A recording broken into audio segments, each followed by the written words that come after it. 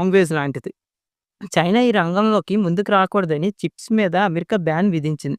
అదే అమెరికాకి పెద్ద షాక్ కొట్టి తెచ్చింది. ఏఐ బేస్ ఉపయోగించుకొని ఓపెన్ ఏఐ చాట్ జీపీటీని విడుదల చేసింది.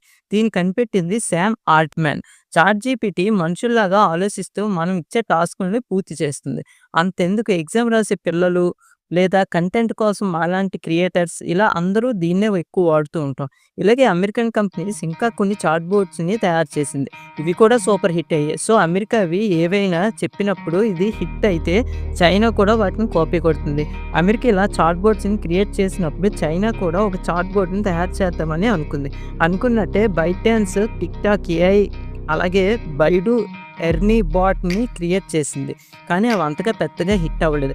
కానీ ఇవి ఏవి కూడా అమెరికాకు చైనా పోటీ ఇవ్వలేకపోయింది. సో, తమ ఏఐ చాట్ బోట్స్‌ని ఎలా అయినా చాట్ జీపీటీ రేంజ్‌కి తీసుకువెళ్ళాలని చైనా